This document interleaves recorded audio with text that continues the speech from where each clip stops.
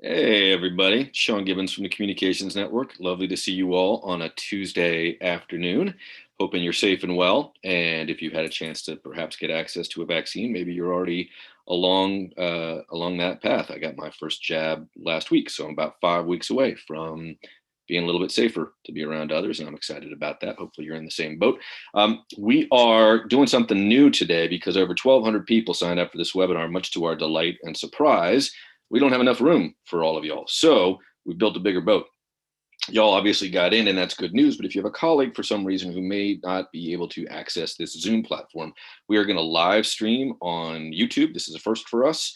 So we shared with you in an email reminder, and you should have gotten it in your Zoom link, access to the YouTube channel that belongs to the network. Go ahead, and if you're hearing about issues from others, it's probably a reflection that we're at capacity. You can watch there, and we'd encourage y'all to do so. And we'll be collecting questions along the way. But if we could, for those of you who've been with us, and that number keeps ticking up, why don't we take advantage of a practice that we've borrowed from Professor Brene Brown? She teaches down there at the University of Houston, and that is this idea of a 2-word check-in. This is a big week. Many of y'all waiting with bated breath to hear the news out of Minneapolis as the trial of the former police officer, Derek Chauvin, has moved to the jury. And so we are waiting to hear about the murder charges brought in the murder of George Floyd. So a big week for all of us in many, many ways, both personally and professionally. If you would, go into the chat and let's just be in community with one another. And so go ahead and just say hello, add your name, where you're coming in from, and then just those 2 words, how you doing right now. I'm happy to hear from all of you. Also, just maybe a note there, if you make sure you're talking to all panelists and attendees. And Stacy, I'm with you, buddy, again and again. Yeah, sort of day zero, and it has been for 13, 14 months, whatever it's been. Hey, Lisa. Hey, Emma. How are you? Noah, Bruce, Suzanne. How are you? Joanne, Jason, Calvin, Sherry, Abby. Okay, you guys are going way too fast, but as you can see, quite a lot of us with you together, and grateful to have you. Oh my goodness, I wish you could actually see how fast this was streaming by me.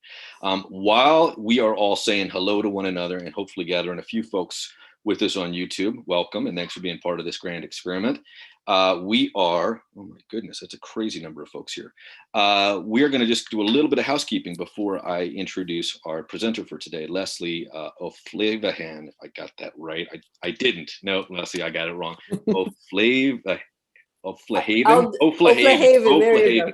You know what? We said we were going to talk about this, and I wasn't going to mess it up, and God bless it, I just did it. So a couple quick pieces of housekeeping, then I'll pass to Leslie. And that is first, Mr. T, if you'll take us forward, if you can. Hey, Nicole, how are you?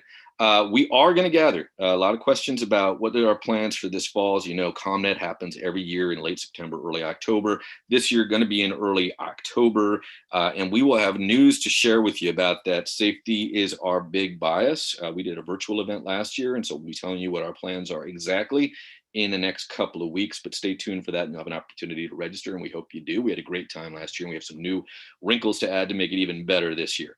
All right, Mr. T, if you would, take us forward. ComNetwork Local. Hopefully y'all know about this. If you don't, this is a really great thing that we've been doing for a number of years now, and we're grateful to all the leadership from many of you who are contributing. We have 15 groups in 15 cities around the country that's express purpose is to build community among the folks doing comms for good in those cities. So if you're working in Austin or Boston or San Francisco or Detroit or Miami or Washington, D.C. or New York, those groups are gathering. If you go to comnetwork.org, you can learn more about them and get connected up with the groups in your city. These are for folks who work in the foundation and nonprofit space and in social sector focused consultancies. And the aim there is to build community so that you know folks who live down the block or live down the street from you and are working at similar purposes or towards similar aims. All right. And I should tell you, actually, this Friday, the ComNetwork Chicago group is gathering with our friends from the Frameworks Institute to talk about framing, sort of a master class. So encourage you to hear about that. And then the DC group next week is gathering our friends Ann Doyle from the Pew Charitable Trust and Frank Tramble from Howard University. Both of them are chief communications officers. They're going to talk about what their jobs are like, what it means to be a chief communications officer, and how to think like one. So that'll be the DC group next week. All right, Mr. T, if you'll take us forward. Other thing I want to flag for you, a little bit of news from us, the Clarence B. Jones Impact Award. This is an award we've now been giving out for the last 3 years, thanks to some help from the Heinz Endowment, which supports this. But it's named after the man who helped to write the Dream Speech with Martin Luther King. Dr. Clarence B. Jones has been a friend and mentor to many of us.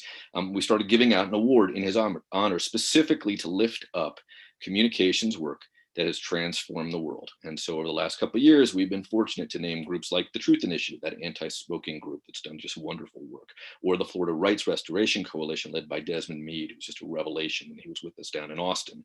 And so we're looking for the next winner of the Jones Award. We've moved the deadline back. We had told you late April. We've had some challenges. Welcome to the world of pandemics. And so we've moved that deadline back just a little bit to May 31st. So if you had an idea in mind of an organization that's just done extraordinary things and changed the way we think about an idea or issue through their communications work, welcome you to nominate them. That deadline coming up May 31st. All right, Mr. T, if you'll just take us forward. And then the last little piece, and then I would promise I will pass to Leslie, and that is we started a listserv last year at the beginning of the pandemic with the idea that we didn't want to get in the way of folks getting information out to one another and sharing what they know. And now over 1,000 folks are gathering every day in your inbox just to ask questions, get answers. And it's been really, really wonderful to see the field come together and support one another. So if you are interested, it's free and open to all. This is something that does not require network membership, but we do ask you to be kind and follow the rules of the road that are posted on the site there. But you can find out all about that at Google Groups, and it's the COM network that you'd be looking for, and you're welcome to join. That's free. All right, so with that, I am going to pass it off to Leslie, whose last name I am not going to butcher again. She's not going to say it. And obviously you are here because you want to learn a little bit about what she knows, which is she runs and owns a company called eWrite. She has a number of amazing clients. And so we are grateful to have her time, and you're going to learn a lot. Every report I've heard from every other webinar she's done is that this is a must see. And given the number of folks who've turned up today, I think that's probably true for you too. So with no further ado, Leslie, you want to take it away? And Kenya, Yes. oh, and I should say thank you to Kenya before I do. Kenya is back with us offering ASL services. So if you have need, you are probably seeing her, and you can pin her on your Zoom channel there, so you can make sure to be able to follow along. And we're grateful to her for the continued help. All right, gang, talk to you in a bit. Thank you very much. And here we go, everybody. How to write email that respects your reader's time. A brief introduction. My name is Leslie Oflahaven. My company is called eWrite. That's E-Write. So you know, I formed it back in the 90s when we were still using the hyphen after the E. I'm a plain language expert and author and a writing consultant. And this is the classic consultancy slide with a bunch of logos on it. I just want to show you that in my work life, I am what I call a professional vagabond. And I'm lucky enough to come and go in lots of corporations and government agencies and airlines and people who make drugs and people who make crayons. It's a great work life, and all of the learnings that I have gathered as a writing expert and a writing instructor, I bring into our session today. I also wanted to let you know I'm a LinkedIn Learning author of 6 writing courses, and 2 of them are free for at least another year. The one on writing in plain language and the one on writing to customers in chat and text. So if you're interested in taking some ongoing writing courses and you don't want to pay a dime, there's a solution for you. So here's the topics for today's session. We have this thesis in our head that our good writing shows respect for our readers' time. That's the box we'll put this learning in today, because all of us write emails all the time. Sometimes we craft an email, sometimes we dash one off, sometimes we fire one off, but we all write emails all the time, and we'll show respect for our readers' times by writing them well. The 4 topics I'll cover: 2 reliable ways to structure your email. How do you build it so people can read it easily? Second topic, how to write a must open subject line. And I should have put the quotes around must open. There's no must really. That's an illusion, but a hope. How to write a worthwhile subject line. The right way to forward an email conversation. Not like, here, you take it. That's not real forwarding. And finally, how to control your email tone. And I don't mean how to prevent yourself from sounding angry, but just how to control your tone so that your emails build rapport or connection with your reader instead of damaging it. That's a lot to get through in less than an hour, but we're going to do it. Sean will help me by fielding the questions during the session and at the end. I'm glad to stay on with you after the webinar is officially over if you have other questions. To accompany the PowerPoint that I'm using right now, I have a handout for you. So, because some cases in our webinar today, I'm going to ask you to write a little bit, to write a subject line, for example. And I thought it would be easier for you to copy and paste from a Word document than to try to recreate from the slide on the screen. So you can download the handout, which is a 6 or 7 page Word document, at the URL I'm giving you today. And I've also put it in the chat. You can find it there. Are you ready? Here we go. We know people aren't reading our emails carefully. We know this. They call us and ask us the same questions that we just answered in the email. You know, maybe the answer was down at the bottom. They didn't even get to the bottom. They email us again to ask us for the same information we've just already provided in the email, and they fail to complete the tasks we've asked them to complete. Or with this little icon here with the 4 check boxes, for the 4 checks, maybe they do 2 or 3 of them, but they don't do all 4. We know people aren't reading our emails carefully, and I believe it's because they're overwhelmed. That's my perspective. They're not hateful, they're not lazy, they're overwhelmed. So let's talk about building messages that can help people cope with the overwhelm, so that we, the writer, we do more work so the reader will be able to do a little bit less work. They're not hateful, they're not lazy, they're overwhelmed. So I present to you my first example. Would you agree email readers are overwhelmed? I'll explain this briefly, and then I'm going to be quiet for a moment or two so you can read it. This is the first email I'm showing you. This is a real email. I only ever use real examples in any of my workshops. This email, I've changed the names. We're not revealing anybody's privacy here, but it's a real email. And I'm going to give you just about a minute to read it through. And then I'm curious, why or how is it overwhelming? So here's me being quiet. You go ahead and read it.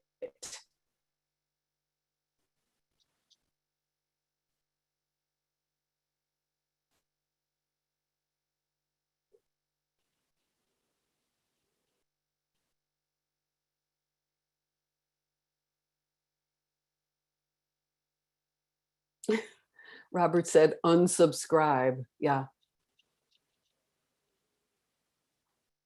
Okay.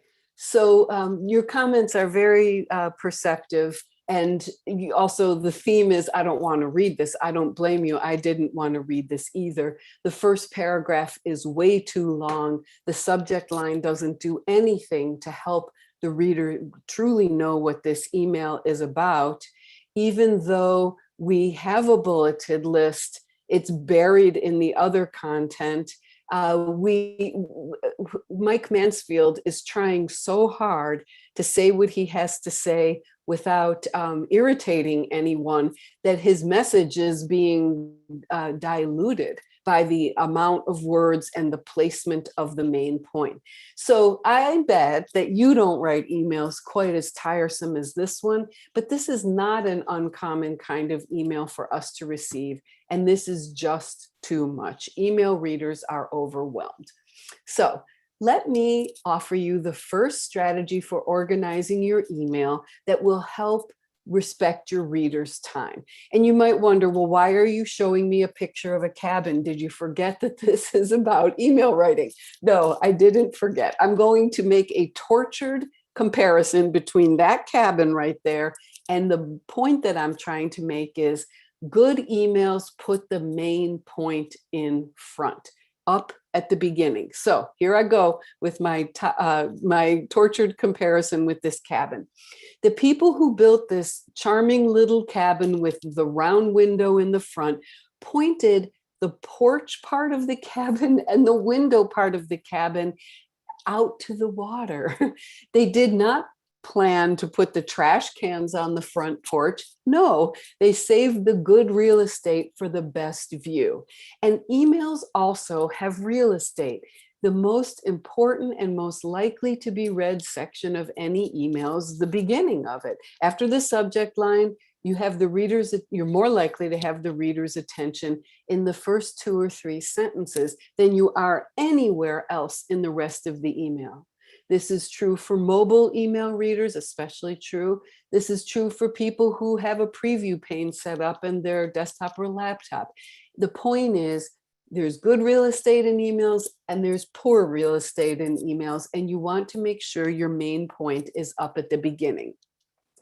This practice of putting your main point at the beginning is called putting the bottom line up front. And here's an acronym, because I'm coming to you from near Washington, D.C. I have to give you an acronym. BLUF, bluff, put the bottom line up front. And here's an example of an email writer who did just that. This is an email from Eleanor Richter, and it's going to all the people who work at her company. So this email has a wide distribution. The more recipients an email has, the better your writing has to be. You have to bring your A game because readers differ from each other. She has written a bluff paragraph, a bottom line upfront paragraph at the beginning. And it's just a little short thing, isn't it? Because of our ongoing relationship with this computer company, we've worked out an agreement that enables employees to buy ComNet computers for personal use at a discount, 20% off retail prices. So what happens when an email writer writes a bluff paragraph, bottom line up front, is that the person who receives the email maybe won't read on any further. And this is actually a high compliment.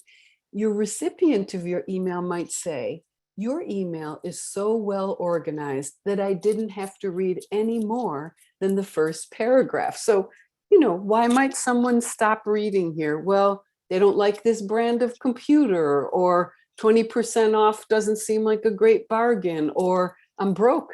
I don't have money no matter what it is. So this little bluff paragraph is what we do when we want to make reading easier for our recipients. And that's the purpose today. How do we show respect for our recipients' time by making the email easier to read? Now, you might wonder where this phrase, the bottom line up front, comes from, because there's nothing about writing in that phrase, bottom line up front. Bottom line up front comes from the world of accounting. It's a ledger, right? And this example, this little childish example here, I'm trying to show that when you write a bottom line up front paragraph in an email, you write 9. You don't write 1 plus 3 plus 4, and then eventually get to 9. You start with 9. That's what your email recipients want from you. They want you to start with the main point at the beginning. If you need to put a little sugar in the main point so that you show that you have the manners your parents taught you, go ahead. You could say, "I hope you had a great weekend," but then you go ahead and get to the main point at the beginning. So we return to Mike Mansfield, and I'm going to be quiet now for a minute. I'm going to use my phone, the timer on my phone, to make sure that I stay quiet for a minute. You see this little chat window that I put on this slide? You go ahead and chat in with Mike Mansfield's bluff paragraph. We can consider everything he's written here a rough draft, and it all may change. But I want you to put the main point at the beginning, a couple sentences, 1 sentence, 2 sentences. What is Mike's main point? Okay, here's me being quiet for a minute.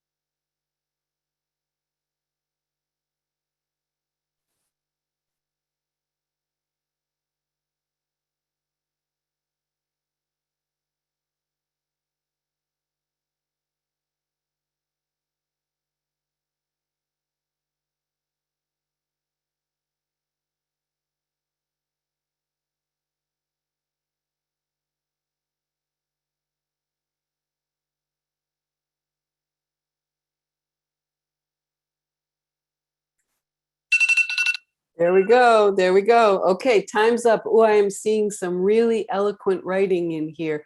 Please, here's Henry. Please turn in your space heater if you have one.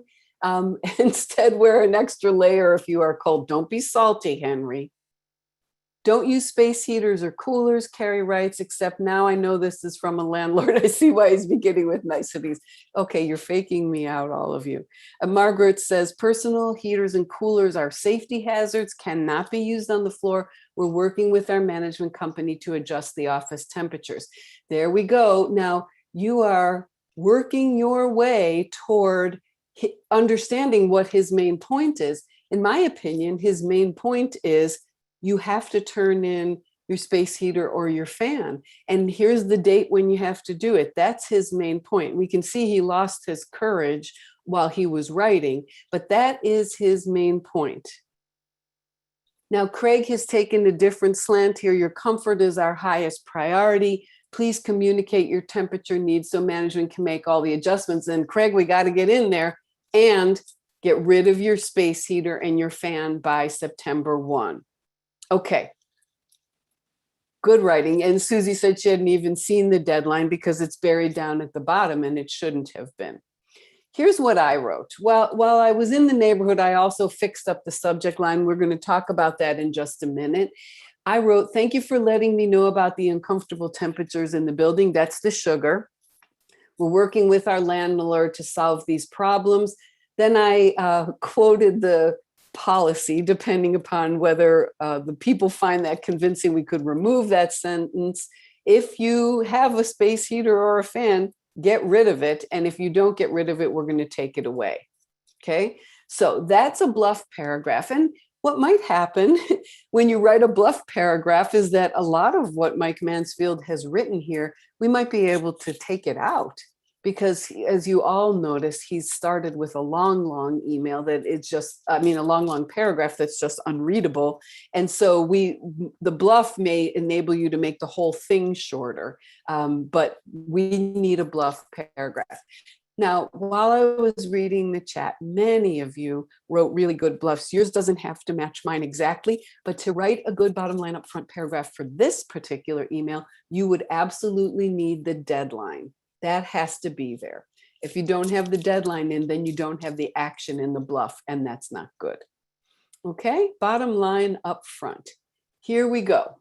The second strategy for structuring your email to make it easy to read is to use headings. Now, I'm sharing an email with you that is, freshly written. This email is dated March 16, 2021, and this is an email that comes into our world at a time when we're all trying to go with the flow with working in an office, working from home, or the prospect of working in an office and working from home. I changed the name of the company to ABC XYZ Foundation, and this is an email from Jane Doe, who's the Vice President of Human Resources, to all the senior managers at this foundation. And she called it Future Work Environment in Our New Office Buildings. So they were building new office buildings or moving to a new office. Then the pandemic hit and they've all been working remotely, but sooner or later, they're going to be going back into these new office buildings. This is what's happening in the future, the near future. So this is an email which has numerous paragraphs. Those have 5. Some of them are really short, but has 5 paragraphs. And the main point here is very hard to find. And the scannability of this email is poor because it lacks headings. In the first version, we have a greetings and then not a bluff paragraph. We don't have a bluff paragraph at the beginning. We have a kind of a progress paragraph. The second one, designs have been completed. The third paragraph is kind of a philosophy of space paragraph for the new office. The design choices were made to create a flexible work environment. And then now we're getting to the main point of this email, which is these lunch and learns, the invitation to the lunch and learns for senior managers. We've all said in our webinar that the chances are poor that we'll even get to that paragraph if we don't know that this is about lunch and learns from the beginning. So I reworked this paragraph and I mean this email, and I'm still itchy to shorten that first paragraph altogether. What I did was I added headings to the email, this multi-paragraph email, so people can see where the sections are, and so they can either read or ignore various sections. I wanted to be sure that it was easy for them to see that they're being invited to a lunch and learn. And I also changed the subject line. So from your writing practice, I would encourage you that if your email is 3 paragraphs, your email is 4 paragraphs for sure, please consider using headings in it. It doesn't make your email look like a form letter. It makes your email easier to read and shows greater respect for the reader's time.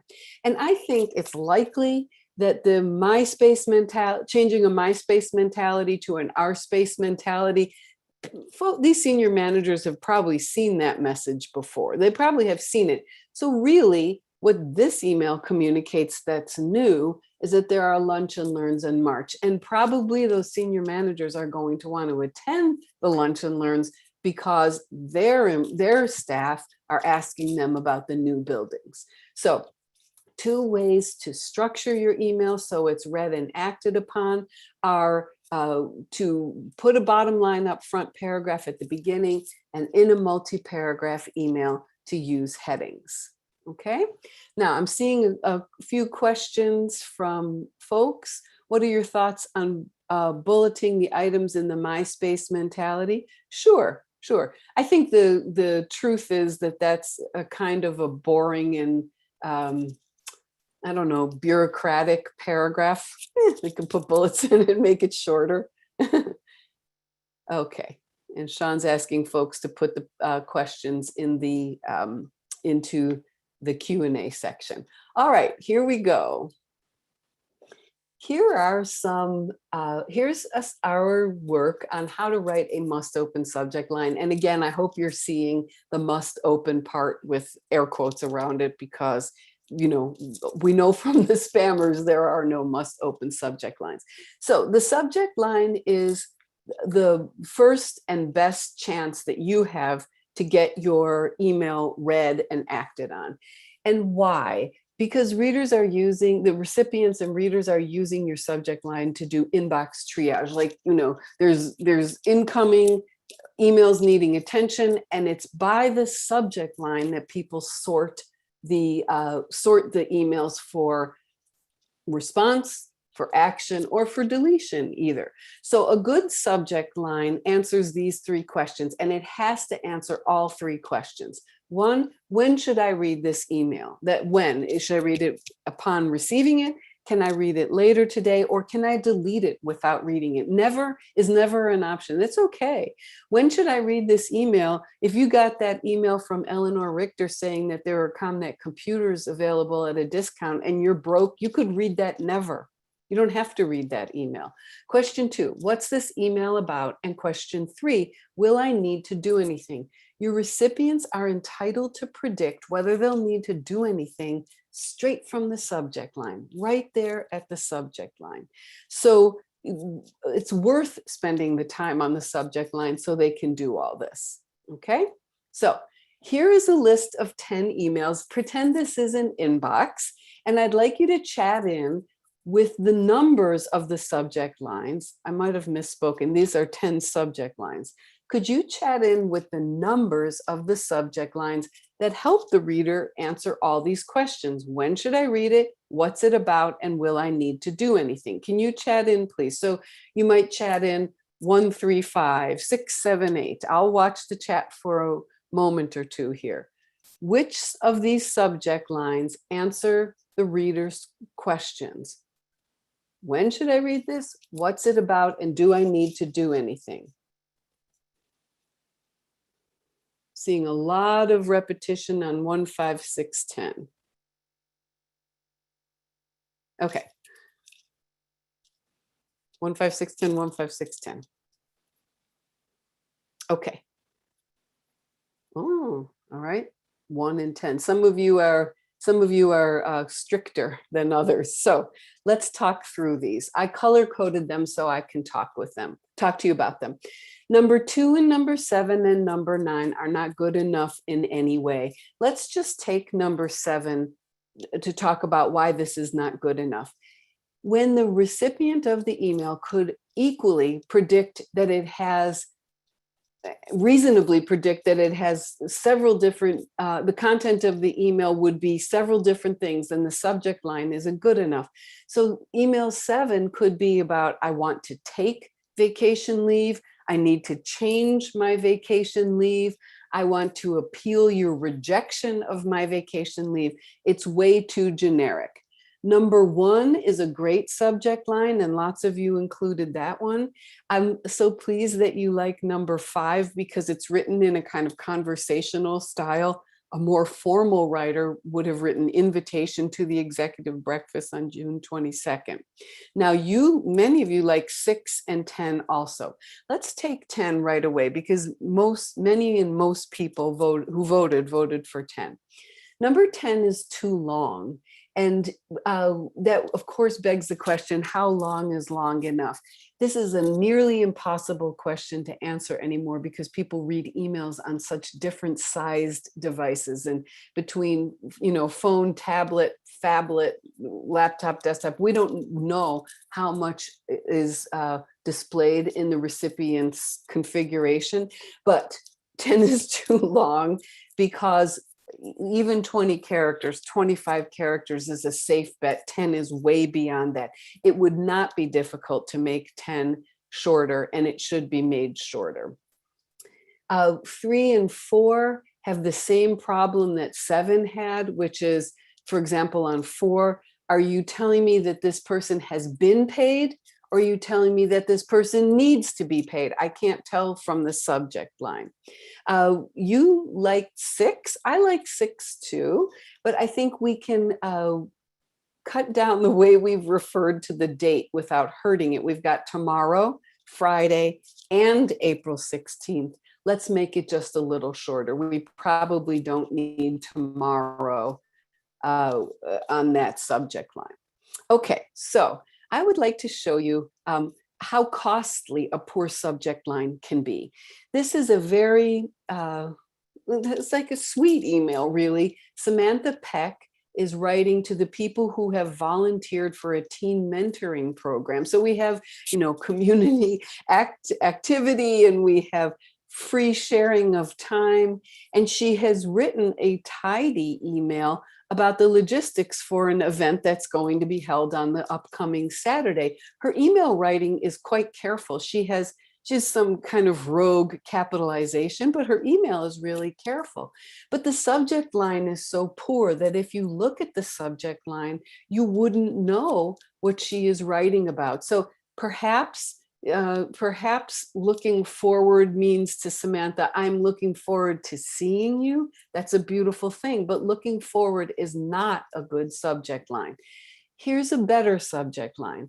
I chose the noun reminder because she has communicated with them about this in the past. And then she's reminding them that the teen mentoring info session is on December 12th at 10 a.m. So if you're attending this info session, you may not read this email right away, but with such an explicit subject line, you'll be all set to read it maybe on Saturday morning. Maybe you read it at 8 a.m. on Saturday morning, but you're going to be okay because you know what was in the email. So I would like to share with you my most beloved handy dandy method of writing a subject line. And this method is tried and true many, many years, and I really do like it. And here's what I do.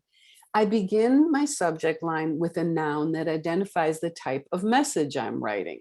So as you can see here, this email was a reminder. So I started with the noun reminder. When you ask someone for something, then you would start in your email, then you would start the subject line with the word request. And the great thing about starting with the word request is that it cues the recipient, hey, you need to do something. Some of these subject line starters tell the recipient you may not need to do anything. I'm just telling you, for example, announcement. If you send me a subject line that starts with the word announcement, I'm pretty sure that I don't need to do anything other than read it. And then probably I will have some judgment about when to read that. If you send me a subject line begins with the word question, I know before I read it that I need to provide you with something, namely an answer. I see Bruce has a structure too, form, action, and info. Let's see about these subject lines in action. Let me show you this method in action. Here's an example written by an email written by Catherine Howe, who is writing to a project team. The wider the group of recipients, the better the subject line has to be. And she is telling them that that there's a collection of photographs from the Historical Society that's available for people who work at this university to use. You can see in the second paragraph, you have the permission to use these digital images in class presentations, students can use them, etc. So this is just a purely positive little email. It's not a complicated email, but her subject line is no good. She doesn't convey in her subject line that she's kind of offering these to the academic faculty or to the people who work in this project team. We can't tell from the subject line whether the photographs have been destroyed or have been copyright violated. Either way, this subject line isn't good enough. Let's take a look at this email. I'm going to show you better subject line for each one. This email has quite a special problem with its subject line. This is a short email from Larry to Wendy. And because it's just so short, I'm going to read through it very quickly. Wendy, I just want to let you know we're about to change our accounts payable process. I promise to get your pricing agreement signed as soon as possible. I have a meeting with our sourcing department on Friday. I'll turn it over to them. I don't have the name of someone for you to contact about the pricing agreement. Rest assured, I'm working on it for you. So in his email, his friendly email, Larry is asking Wendy to just chill, to just wait. Don't contact me. I'm working on this for you. The subject line couldn't possibly be stranger or more disconnected. He's replied to an ancient email about product descriptions for the 2020 print catalog, or his conversation with her has strayed from the first subject line, for the first conversation that was about the print catalog, to what we're talking about now. Namely, Wendy wants the paperwork that allows her to get paid to get signed. So we don't leave a purely played out subject line or an erroneous one on an email conversation. It's a really bad idea, because imagine you're Wendy and you receive this subject line. Think of the loops, the mental gymnastics you will have to go through to behave properly, to predict that Larry is giving you a news about your pricing agreement. You wouldn't know. You'd have to remember, and that's not good. Let me show you some improved subject lines. In this example, I thought, well, is Catherine positive about these? Yes, she is. These Historical Society photographs, and I called this a recommendation. Recommendation, download Historical Society photos for class use. If you feel like you want to make it shorter, you could write recommendation, Historical Society photos for class use. We could take out the word download. Here's a much better subject line for Larry's email to Wendy: follow up on your pricing agreement, which lets her know, honestly, what the topic is, which is really a behavior he owes her. And it gives her a reasonable chance of answering the 3 questions a subject line should answer. When should I read this? What's it about? And will I have to do anything? Okay, so that's a great method for writing subject lines, and I hope you'll give it a try. Now, before we go to part 3, I'm going to take a quick peek at some of the questions here. Denise says, I've been told to stay away from exclamation points and subject lines. I honestly don't know. So I wish I wish I had chosen a different question there. I just actually don't know. What are the recommendations, Friedel asks, for subject lines such as weekly company newsletters? Writing the subject line for a newsletter is different than writing the subject line for an email between individual recipients or one person and a small group. You should look at the email marketing statistics for writing email subject lines. I know that I believe that 15 character or less subject lines work better in email newsletter type situations. The shorter, the better. But of course, when you send in a newsletter, an e-newsletter, you rely on the software you're using to send it to help you understand how your subject line performs. So the factors you're checking there are whether your newsletter has its own name and whether that belongs in the subject line, the length of the subject line, whether you're doing any automated personalization in the subject line with a topic or with the recipient's name sometimes or other information.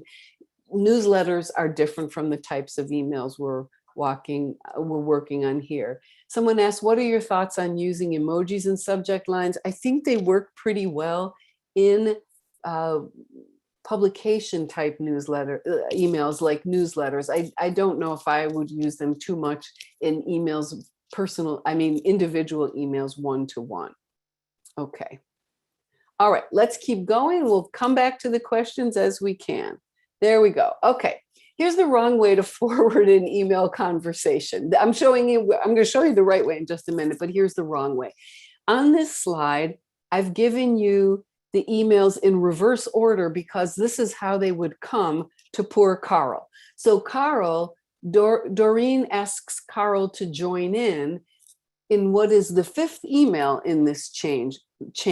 The first email, Doreen writes to Melissa. The second email, Melissa writes to Doreen. The third email, Doreen writes back to Melissa. The fourth email, Melissa writes back to Doreen. And in the fifth email, Doreen basically drops this bag O email onto Carl's front step. Please advise. This is cruel, and this does not respect your reader's time. And in the case of forwarding an email conversation, as Doreen has done, Carl is her colleague. So we don't do this to our colleagues. This really isn't fair. So just a quick summary on this conversation. Doreen, in the first email, Doreen writes to Melissa to remind her that her code of business conduct certification form needs to be signed. Melissa writes back, I did sign it 2 years ago. In the third email, Doreen writes to Melissa, it's not a one-time thing. I need you to do it again this year. And in the fourth email, Melissa says, hey, Doreen, I don't want to sign this. I believe it will limit my freedom of speech in outside of work activities, so I'm not going to sign the form. And then Doreen does something very reasonable. She reaches out to her supervisor to ask for his help, but she doesn't forward the email properly. The amount of reading effort units that Carl would have to exert is way too high. So when you forward the message, you should do some or all of these things. Why you're forwarding it, what's been talked about in the conversation. Maybe you'll mention what you've done about the issue or what you want the new reader to do. And then you could also focus them.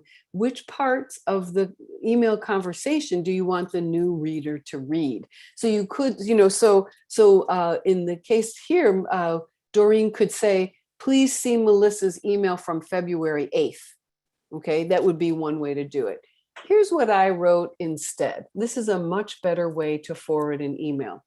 I'm forwarding my conversation with Melissa about signing the business conduct certification form. She doesn't want to sign it because she fears it may restrict her freedom of speech. So Doreen is quoting from Melissa's email. And then could you contact her directly to resolve this issue?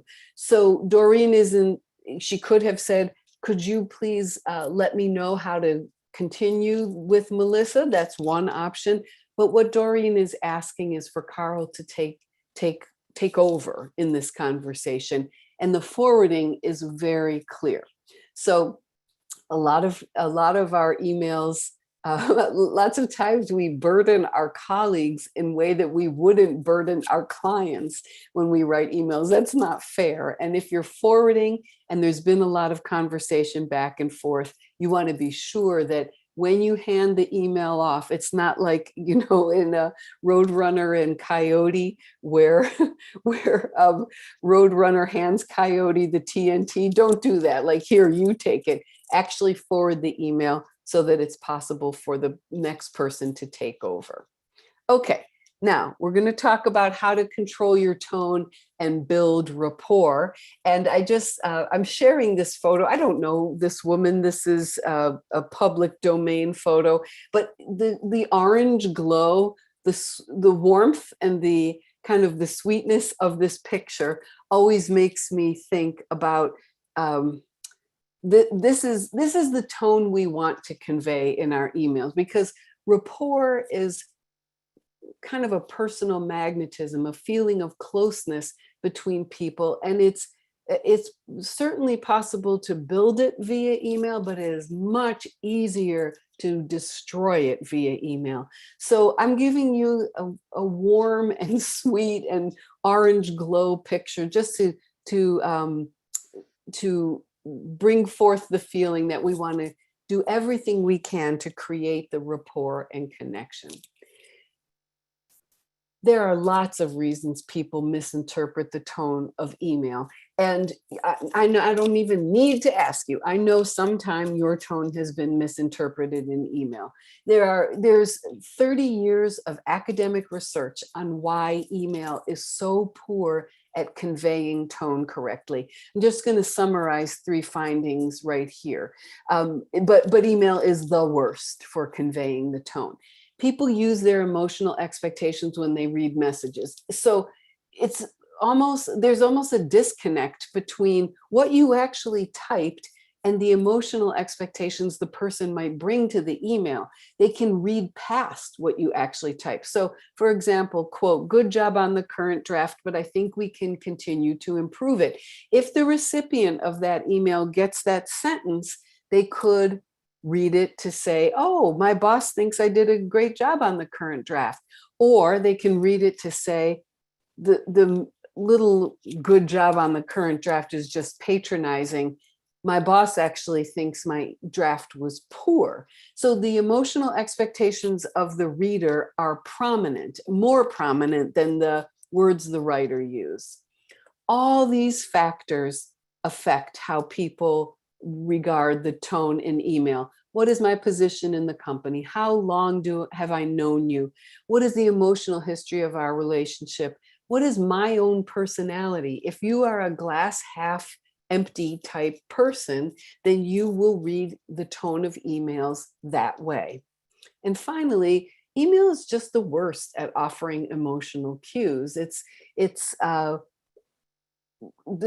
tone comes through, but as we're saying, it's not often the tone that the writer invested. So let's take a look at I want to show you the same message expressed in the same message with the tone alters, what I want to show you. But before we read version A and version B here, let's talk about my guidance on the left-hand side of the slide. The right tone for your message is the one that suits your purpose. Okay, so if we go way back here real quick, let me see if I can get back here. When Larry wanted Wendy to wait patiently until he fixed up her pricing agreement, he used a very sunny and very positive tone. "I'm working on it for you. I just want to let you know. I promise to get your pricing agreement as soon as possible." His purpose is to have her wait patiently. And so he used a tone that will support that. In this example, we can compare 2 tones of Charles Swanson. On the left-hand side, version A, you can see Charles Swanson is writing to everyone who works in the financial aid office at his university to tell them that they must review the items on a K drive, a shared drive, by January 7th. And on the right-hand side, in a different tone, he is saying the same message. I'm going to be quiet for a moment, and you go ahead and tell me which tone do you think is more likely to get Charles to meet Charles' purpose, which is to get people to do a tedious task.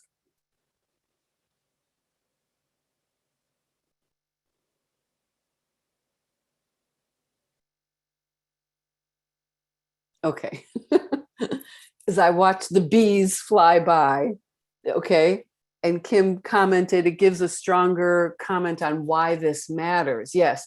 So version A, most people react to version A is aggravated and is angry, and probably he is aggravated and angry. I think that he's possibly had poor compliance. People are running late, and he's thinking, oh, for goodness sakes, you're all going to tell me that you didn't have enough time or something. But version A is confrontational and too negative to support his purpose, which is to get his staff to do an icky task by a deadline. Okay, so I'm glad to see that most of you like version B. This is where we say there's a great deal of effort required to shape the tone carefully, but when the tone matches the purpose, when your tone matches your purpose, you're more likely to get the outcome you're looking for. Let's take a look at another common reason that the tone of our emails harms the rapport.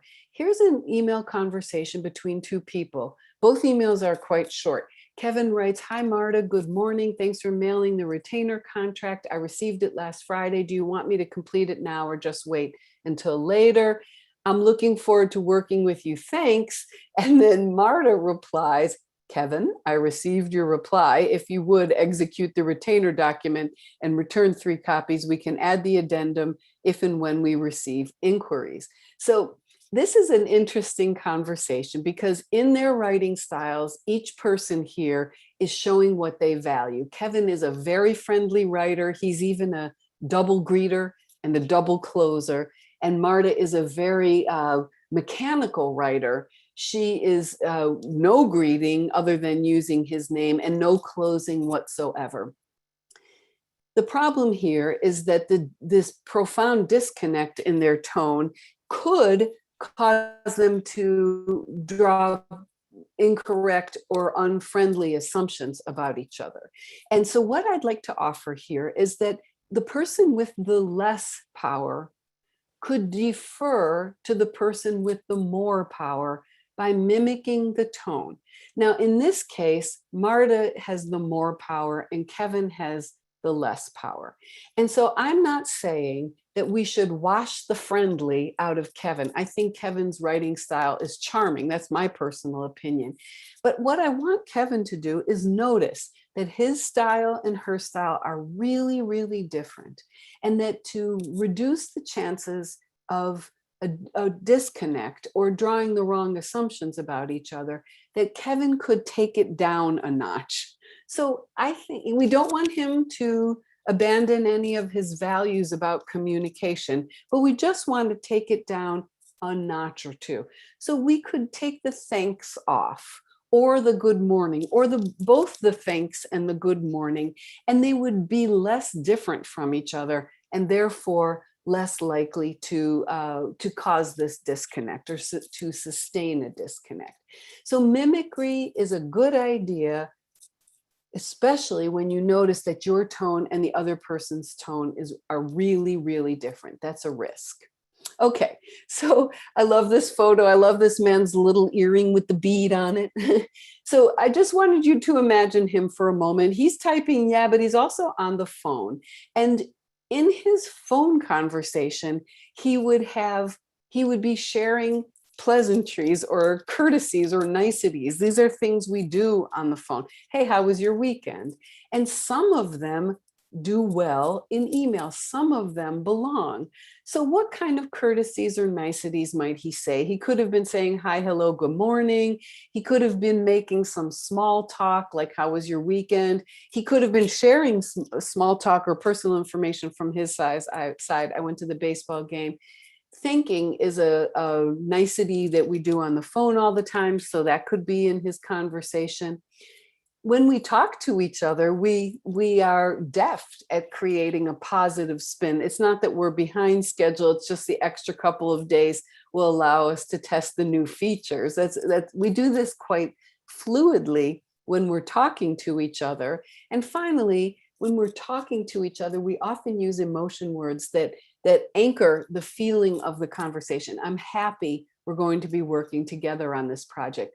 And any of these niceties will help you build rapport in the tone of your emails. I'm not saying you need all of them in each email, but let me show you. This is how Rachel could have written the email. Where are we with the updated agenda for the summer conference? I know the school district leaders have been sending mixed signals about their goals for this conference, but I'm sure you will handle it. And many people write brisk or brusque emails like Rachel has written here. Watch what happens when we layer in some of the courtesies like we might use on a phone call. Hi, Catherine. Okay, I hope your trip back from Chicago went smoothly. We would say it on the phone. It helps build rapport in the email. Instead of, where are we with the updated agenda for the summer conference? Could you get me up to speed? You and me, it will make it warmer. Okay, could you get me up to speed on the updated agenda? Instead of, I know the school district leaders have been sending mixed signals about their goals for this conference, we're going to thank, and thanking helps the email be warmer. So thank you for helping them focus on what they want to accomplish. I'll see you at tomorrow's all hands meeting, and it's done. Now this email is quite a bit longer, and still this email is 1, 2, 3, 4, 5 sentences. So this is not a tragically long email, but the tone is way less easy to misinterpret as I've presented it here. Okay, now I've got my eye on the clock. That why is there never enough time? And I know the questions are building up, so I just wanted to let you know that I made a little email writing resources page at my website, ewriteonline.com, comms for good, to provide some more resources for our workshop today. Okay, let's get into that Q&A. Sean, are you going to field me these questions, or Yeah, let's see how many of these Okay. we can get. I'm going to go in reverse chrono, and I should tell everybody, if you want to stick around, if you go into the questions box and vote for the questions that are most relevant, we'll make sure to get to those, because we got about 20 in here, and we are probably not going to get to all of them. So if you don't mind, gang, help me help you by voting a few up to the top. And it looks like Lori's goes to the top right here with 7 votes. She says, I often use caps in my subject line when there's a deadline, i.e. feedback needed, blah, blah, blah. Is that okay? Is it okay to go with all caps in the subject line? Answering a question with a question, everyone loves that. Is it working for you? You know, if that's working, if you can say the all caps helps me get the responses I need, I would say, okay. Generally, through the hundreds and hundreds of email writing courses I've taught, people don't like all caps. They don't like to receive that. They have that screaming feeling. So, but if it's working for you, you know, some people work in organizations with 14 staff members, and they know that, hey, if Lori puts all caps in a subject line, I need to respond quickly. So that's what I would. And here's a little tidbit, because I'm seeing the chat at the same time. Our friend Bruce says all caps is 15% slower to read. And that's also considered shouting. 15% slower. I'd love to know how they quantified that, but I'll leave that for another time. Our next question comes from Susan. Susan asks, where do you come down on changing the subject line of an email string as the subject changes, or to correct typos or other errors? Let's take the first one. If you change the subject line every single time the email topic changes slightly, number one, people will hate you. And number two, we kind of break, let's say, Outlook's ability to aggregate the emails on the same topic. So here's my advice. If you're emailing in real time or nearly real time, and the topic has started to drift, you can let it go a couple of or 3 conversations. It's okay. It's when the subject line and the content of the email are so completely different that the subject line is harming the content of the email, then I would change it. And you can also mention this. You can say to folks, starting a new email conversation on this topic, and then go ahead and start one. I would do that. Oh my gosh, I lost the second question. What's the second part? Oh no, I dismissed it. I thought you had it. You know what? We have a lot of questions, so we'll do one question at a time, gang. If you've got a two-parter, you belong with those questions. Right. All right, Sarah has a question. Can't handle it. Sarah has a question, and that is, do you have any tools or tips to help navigate people's different cultural norms of expression in email? And then she has a little background. She says, we all bring parts of ourselves to our communication, but often these things aren't always understood by others who don't share our backgrounds or experiences. Are there any best practices on creating an email culture of efficiency and understanding while also supporting people in bringing their whole selves to their communications? That's a lovely question. And yes, we are entitled and expected to bring our cultural selves, our own writing style, our especially if we're communicating, across the Atlantic or something like this, we are going to email each other differently. Sometimes these differences are enjoyed and celebrated, and they don't cause any communication disconnects. If they do cause communication disconnects, then you need to do a little bit of mimicry, like I showed before. Because if for example, you come from a culture where beginning with the bottom line up front would be seen as really rude, but you realize that a lot of the people who email you are in this kind of North American orientation of getting that message out there right away, then you're going to have to find some kind of hybrid that will enable your message to be received and read efficiently by the people that you're writing to.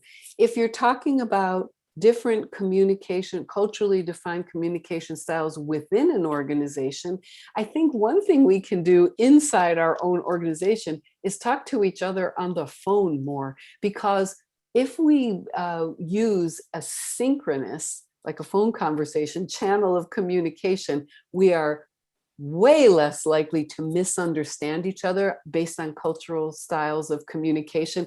And then the rapport that we build by talking to each other on the phone or in a Zoom meeting or something will carry over to our emails a little bit. That's one truth about the tone in emails. We read it with our own expectations. And sometimes they're really positive to say, this person writes differently than I do, and I love it. All right, before we get to the next question, I just want to acknowledge Kenya is probably not in the chat, but you were getting a lot of love there, my friend. So I just want to say a lot of folks are appreciating your ASL interpretation services that you've offered across this hour. And it's a long time to do it. So thank you very, very much. A lot of people appreciating that. And in the chat, we put in some information about accessibility. If you want to, just go to comnetwork.org and you can find out about some of the things we've been learning along the way. In terms of making some of these events a little bit easier for everybody to be included. All right, next question comes from Mashal, who says, isn't thanking someone in advance in an email sometimes perceived as passive aggressive? Yes, it is. So don't write that. I'm not a fan. Of course, I don't ever, as a writing teacher, I would never forbid words unless they're like 4-letter words. I would never do that. But I would say, if instead of saying, thanks in advance for sending me the updated budget figures, I would just say, thanks for sending me the updated budget figures, or I'm eager to receive those updated budget figures from you so I can go on to do planning for our next event. Some people don't find thanks in advance irritating. I think it's kind of passive aggro. I don't use that phrase. That's not something that I really like. All right, next question comes from Lane, and that is, how do you feel about subject line notices like feedback requested or response needed? Well, let's take response needed. That's very meta. And that people do that when the writer really needs a response, like urgent must read, response needed. And I don't think that the subject line should tell the person how to read the email. if your subject line is about reading, probably it's not going to work as well. So I would switch to response, review of draft agenda needed by close of business.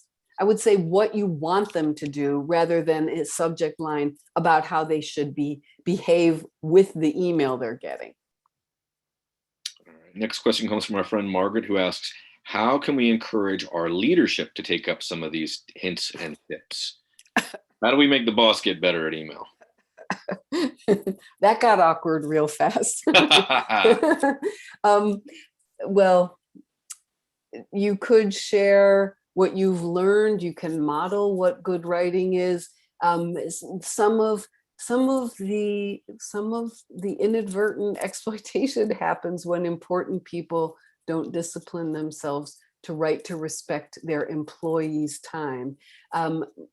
I can't tell you any better or tidier answer. I'm so sorry, but you could ask, you could say, this is what I learned in this webinar. Do you like this style of writing? That would be one thing to do. But if you have an email writer, I'm thinking that your boss is maybe not watching his or her tone very carefully, or is writing cryptic answers. That happens a lot.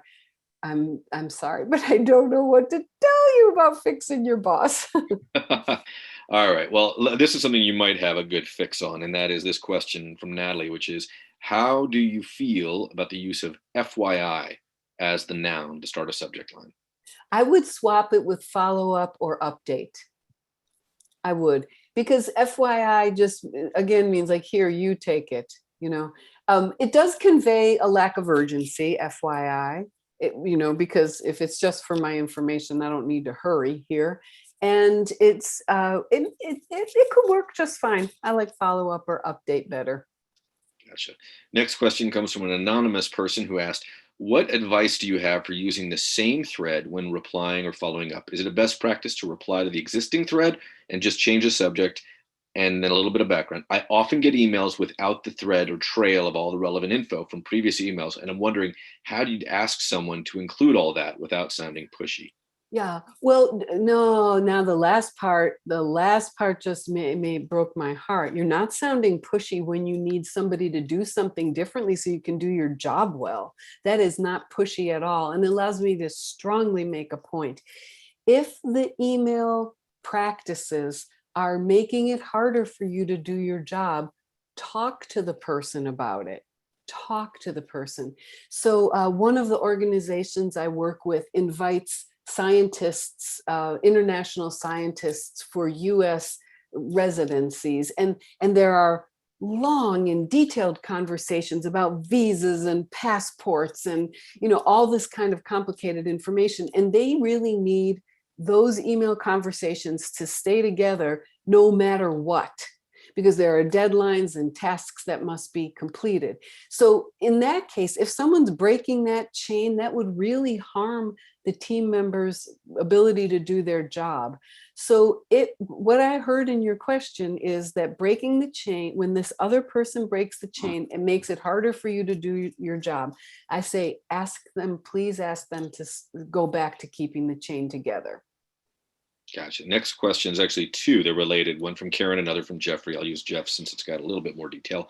What's your opinion of using highlighting of key points or sentences within headers, paragraphs in multi-paragraph emails? So that's that, let's all make it look like a highlighter or change the color to red or something that's going to draw your eye. How do you feel about that? And does it work given formatting issues from different email clients? It's not only the formatting issues from different email clients, because that sometimes we do have those problems, but as time has gone on, email clients are more likely to behave the same one to the other. It's that too much formatting is kind of like the way a middle schooler used perfume or aftershave. It's just too much, right? So what I recommend is use one or two formatting effects at the most. Research into how people read online shows that after the second formatting effect, the third one, people are like, oh, I can see it's blue, but I don't really know why. So I would say if you're only using, let's say, yellow highlighting, if that's the only formatting effect and you're using it sparingly, it could work. If you're using contrasting color for the headers and they're a bigger size and you're using italics for the date and now the dates, and now you're adding highlighting, it's just going to look garbled. So I would ask yourself, is it working? Are people following the deadlines when I highlight them? Do I see any noticeable improvement in compliance, I guess, when I highlight things? And just use it judiciously, very, very lightly. All right, great question from our friend Lori out in San Francisco, which is thanks exclamation point versus thanks period.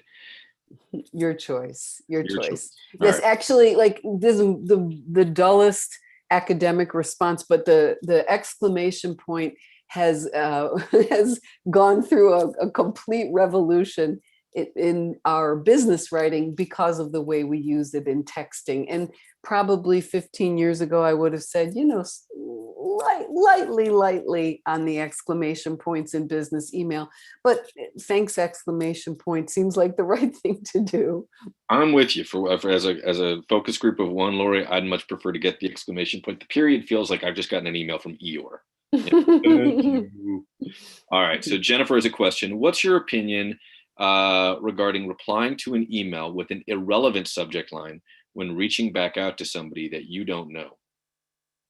So I think the scenario that Jennifer's laying out here is she's been included on a thread. She has a response to somebody she does not know, but the thread might be about, you know, your kid's birthday party, and the response is related to the next moonshot. Yeah. How do you manage? Well, if you don't need to keep that conversation together, or you know, I would change the subject line. You can keep the conversation together and give it a fresh subject line, or you can move over to a fresh email. If you think you need to keep the irrelevant subject line because then the recipient will recognize it, then I would just, you know, participate once in that conversation, then move it over to a fresh one. Jenny asks, how do you limit a last word volleyball match when people are taking turns saying thank you and then another email saying thank you back? I've definitely found myself here where it's like, it's getting awkward. We love each other, but it's enough. I got to go. Yeah. I hear you. I feel you. You know, work is overwhelming and you hate to see your inbox jammed. But I want to remind everyone, just it's someone saying thank you. It's not the worst thing that's ever happened. You can stop anytime you want, but it is someone saying thank you. So if you're opening your email and you're like, there's an email and all it says is thank you, then maybe catch yourself and just say, it's someone saying thank you. So it's okay. You can stop at any time though. You don't have to thank back. You're all right. You can stop anytime you don't want to continue it, but it is someone saying thank you. It is. And look, I mean, maybe it's also a matter of who are you talking to? Is this somebody you talk to every day? Chances are the conversation is going to pick up again in 24, 12 hours, whatever it's going to be. Somebody you don't know, better leave them with a little bit of love. Nothing wrong. Yeah. Grace and kindness go a long way. Let's see. Leanne offers an observation. She says, I think exclamation points can trigger spam. Any insight there? Is that true? Not so far as I know, it's only in the subject line that it can sometimes trigger spam. I don't know. None of the spammers who get through my filter are overusing subject lines. I mean, exclamation points in the subject line, but we get a lot of them in the body. Oh, good. And just so you know, in the chat right now, there's a little competition going on. Who has the most unread emails? It looks like Nicole at the moment is winning with about 99, but I think I try to get to inbox 0, so I'm not even going to play with y'all. Sean, not me, Sean Lynch has a question. Do we have to state a person's name when we are sending a direct email? It seems redundant at times. You don't have to, especially if you're emailing in real time. If it's like texting, you don't have to write, you know, hi Sean, hi Sean, hi Sean, hi Sean, or you wouldn't be saying to your own self, but you don't have to. But remember, you're going to layer in the courtesies to make your email sound warm. And if you omit the greeting of using the person's name, then find another one. Okay, last question, because we've gone almost 15 minutes over. You've been incredibly generous with your time, Leslie. And it's this one. Natalie asks, do you have any thoughts on how to respond to nasty grams? Yeah. Someone's angry. Yeah. What do you do? Call them. You call them. Don't email back. You don't want any part of that. I mean it. Don't email back. You know, if you accept the truth that email is unreliable at conveying the tone correctly, and you're trying to respond, I'm assuming, calmly or penitently or hopefully to a nasty gram, it's just too fraught. I wouldn't respond to a nasty gram. And if they're just being nasty and hateful and horrible, I'm definitely not going to respond. So I would either phone back and solve the problem, or absorb the nastiness that came in via email and just continue to do your job and don't respond. Thank you. And we will leave it there. Great advice. Everyone, we will be back with another. Of course, Leslie did a great thing, which is if you go to ewriteonline.com, she's got a whole bunch of resources for you to grab there. If you'd like to, by all means do so. A recording of this, because a couple of you all have asked, is going to be available on our YouTube channel if it's not already, because we just live streamed there. And then finally, we will be back with another network webinar, probably in about 3-4 weeks' time. We're going to go back and talk again about diversity, equity, and inclusion. So stay tuned for an invite for that. And in the meantime, I hope everybody's safe and well. I am mindful this is a big week, and so be easy on yourselves. A little grace and kindness, first to yourself and then to everybody else, will go a long way. And with that, Leslie, Kenya, Tristan, Carrie, and Kareem, thank you so much. And thanks to everybody for making the